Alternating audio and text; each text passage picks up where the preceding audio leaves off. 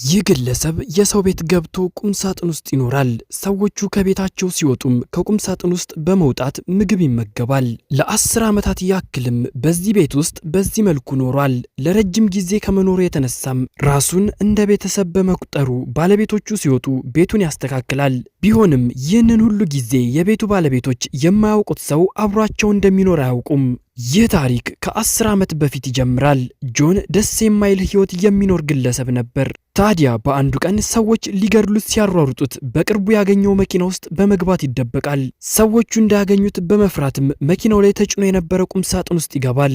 ወዲያውኑም መኪናው ይዞት ወደማያውቀው ቦታ ይሄዳል። ጆን ከቁም ሳጥን ውስጥ ለመውጣት ጊዜን ሲያመቻችም ሳያስበው ቁም ሳጥኑ በሰራተኞች ወደ አንድ ግለሰብ ቤት እንዲገባ ተደረገ። ጆንም ከተረጋጋ በኋላ ከቁም ሳጥን ውስጥ ይወጣል። ነገር ግን ያለው የማያውቀው ቤት ውስጥ ነበር።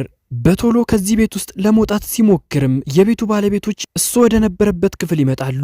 እሱም ከአልጋው በታች ይደበቃል። ወዲያውኑም የቤቱ ባለቤቶች ስለ ቁም ሳጥኑ ያወራሉ።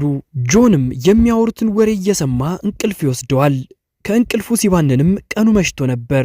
ወደ ውጭ ሊወጣ በሩን ከከፈተ በኋላ ግን ቤቱ በእጅጉ አምሮት ስለነበር በድጋሜ ወደ አልጋ ውስጥ ገብቶ ይተኛል። በንጋታው የቤቱ ባለቤቶች ወደ ስራና ትምህርት ይሄዳሉ። ጆንም ከአልጋ ውስጥ ይወጣል።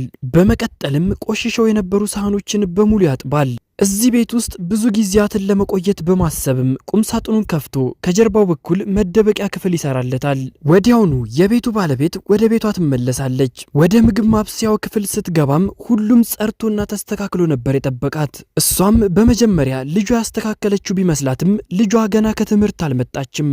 ባሏን ጠብቃም እቃ አጥቦና አስተካክሎ ከሆነ ትጠይቀዋለች። እሱ ግን ሚስቱ የመርሳት ችግር ስለነበረባት ራስሽ አስተካክለሽ ረስተሽው ይሆናል ብሎ በችልታ ያልፈዋል። እሷም ምናልባት ረስቼው ይሆናል ብላ ተወዛግባ ትተወዋለች። ጆንም የቤቱን ስራ ሰዎቹ ሲወጡ ይሰራ ጀመር። በአንዱ ቀን ግን ጆን በሌሊት ስለራበው ለመመገብ በቤት ውስጥ ሲንቀሳቀስ ከቤቱ ባለቤቶች ልጅ ጋር ፊት ለፊት ይፋጠጣል። ወዲያው ግን ቀስ ብሎ ይደበቃል።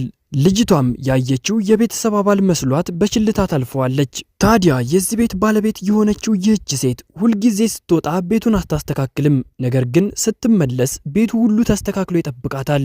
በዚህም ግራ በመጋባቷ እናቷ ጋር ደውላ ይህ ቁም ሳጥን ከመጣ ጀምሮ ቤት ውስጥ አዲስ ነገር እየተፈጠረ ነው ትላታለች። ይህንን ወሬ ጆን ሲሰማ ስለነበር እንዳይገኝ ፈራ።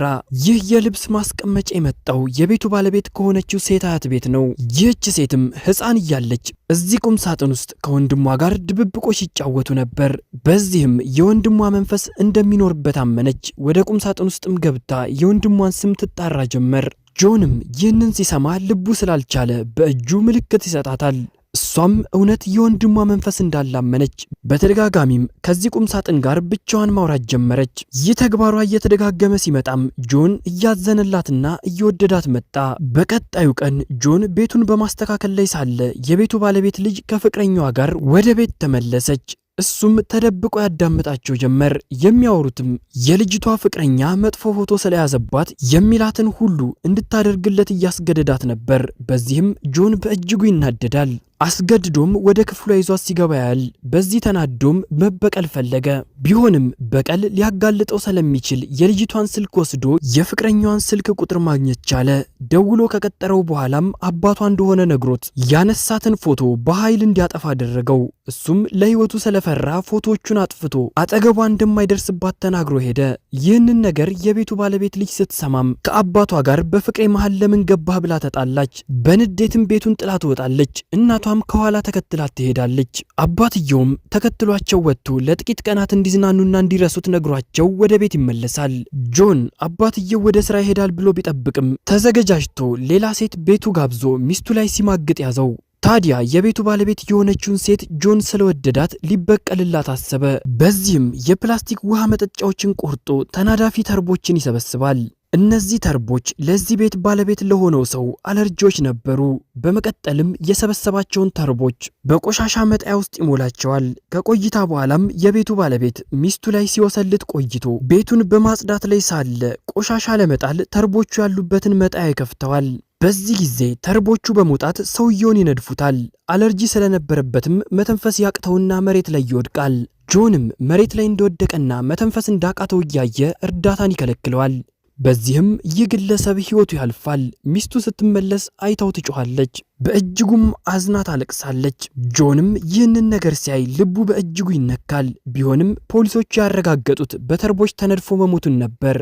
ከዚህ ጊዜ በኋላም ይህ ግለሰብ ሳይታወቅበት ከሰውየው ሚስት ጎን እያደረ በዛ ቤት ውስጥ ኑሮውን ቀጠለ። ፊልሙም እዚህ ላይ ያበቃል። ውድ የፊልም ሚዲያ ተከታታዮች ለዛሬው ያስኩላችሁ ፊልም በዚሁ ተጠናቀቀ። ወደዚህ ቻናል አዲስ ከመጣችሁ ሰብስክራይብ በማድረግ አዳዲስ ፊልሞችን መመልከት ትችላላችሁ። በቀጣይ በአዲስ ፊልም እስክንገናኝ ድረስ ደህና ሁኑልኝ።